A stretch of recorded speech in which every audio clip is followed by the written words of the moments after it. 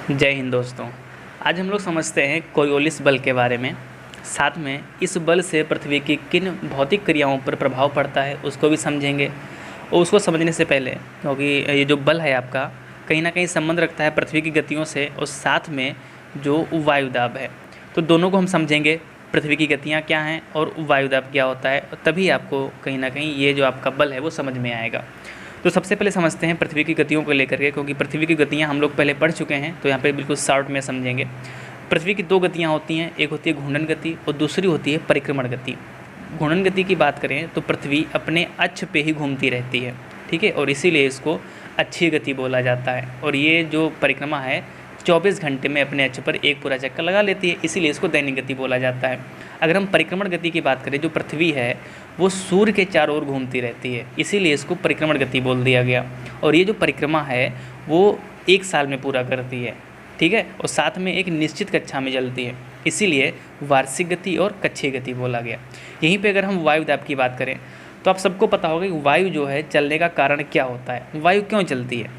वायु चलने का एक निश्चित कारण ये होता है कि जो प्रेशर जोन होते हैं, ठीक है, अगर हम हाई प्रेशर की बात करें और लो प्रेशर की बात करें, ठीक है। अब लो प्रेशर हाई प्रेशर क्या होता है, जहाँ पे वायु की सघनता ज़्यादा होगी वहाँ पे क्या होगा, वहाँ पे हाई प्रेशर होगा, और जहाँ पर वायु की सघनता कम होगी वहाँ पे कैसा होगा, वहाँ पे लो प्रेशर होगा। अच्छा, आप लोग ये बताइए कि जो वायु है वो कहाँ से कहाँ चलेगी, जहाँ पे वायु कम होगी उधर ही तो जाएगी ना। और वायु कहाँ पे कम है, लो प्रेशर में कम है, और ज़्यादा कहाँ पे, हाई प्रेशर में। तो हाई प्रेशर से लो प्रेशर की ओर वायु चलती है, और इन्हीं दोनों चीज़ों से यानी पृथ्वी की गतियों को और वायुदाब को अगर मिला दें तो यहीं से निकल के आता है कोरियोलिस बल। तो हम इसको ज़रा फिगर के माध्यम से समझने की कोशिश करते हैं। ये आपका हुआ ग्लोब, और ग्लोब को 7 पेटियों में डिवाइड कर दिया गया। 7 पेटी कौन कौन सी हैं, एक आपकी विषुवत रेखा की है लो प्रेशर की, अगर उसके ऊपर जाएंगे तो हाई प्रेशर जोन आएगा, उसके ऊपर जाएंगे लो प्रेशर जोन आएगा, और ध्रुवों पर आपका हाई प्रेशर जोन है क्योंकि वहाँ पे सर्दी है और वायु की सघनता ज़्यादा है। जैसे 3 ऊपर हैं सेम क्रम से 3 नीचे होंगे, यानी जो भी उत्तरी गोलार्ध में होगा वही आपका दक्षिणी गोलार्ध में होगा।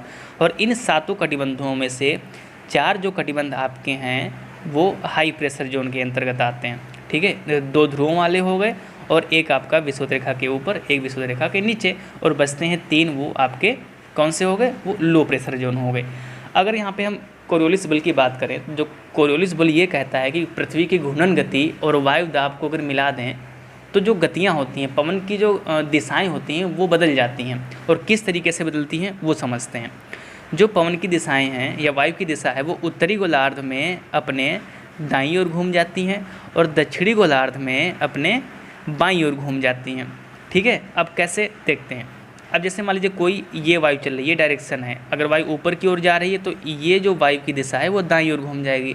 अगर कोई भी वायु ऊपर से नीचे आ रही है तो कुछ इस तरीके से घूम जाएगी, ये भी आपका वायु के दाईं दिशा में घूम गई।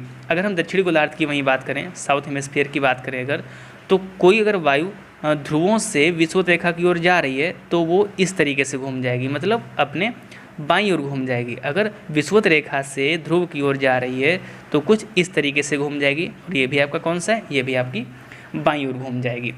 तो यहाँ से क्वेश्चन इस तरीके से आता है कि फेरल का नियम, क्योंकि ये जो पूरा का पूरा कॉन्सेप्ट है वो फेरल ने इंट्रोड्यूस करवाया था, इसीलिए इसको फेरल का नियम या कोरियोलिस बल के नाम से भी जाना जाता है। तो यहाँ से क्वेश्चन आया हुआ है कि उत्तरी गोलार्ध में वायु की दिशाएं किस दिशा में हो जाती हैं या किस दिशा में घूम जाती हैं। तो उत्तरी गोलार्ध में अपने दाईं ओर, दक्षिण गोलार्ध में अपने बाईं ओर। अब याद कैसे रखना है, देखो दक्षिण को आप दाएं से कंपेयर कराइए और जस्ट अपोजिट कर दो, क्योंकि दक्षिण का मतलब दायां है, दायां नहीं, लेकिन ये बाईं ओर घूमती है। दक्षिण गोलार्ध में बाईं ओर, और जो अगर नीचे बाईं ओर हो गया तो ऊपर कौन सा बचता है, ऊपर आपका दाईं ओर बचेगा। सेम चीज़ यहाँ पे समझने की कोशिश करते हैं। अगर आप ऊपर देख पा रहे हो तो ये डायरेक्शन आपकी जो है उत्तरी गोलार्ध में दाईं ओर है और दक्षिणी गोलार्ध में कैसी है, वो बाईं ओर है।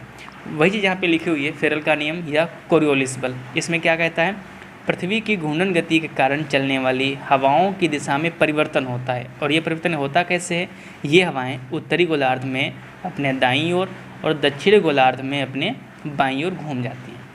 तो ये आपको उम्मीद है समझ में आया होगा। यहाँ बंद क्षेत्र हैं जो मैंने पेटियाँ बताई, जो आपके जोन बताए मैंने, साथ यहाँ से भी कई सारे क्वेश्चन आए हैं कि हाई प्रेशर जोन कितने हैं, लो प्रेशर जोन कितने हैं, तो इनको आप याद रख सकते हो। तो वीडियो कैसा लगा कमेंट सेक्शन में ज़रूर बताएं।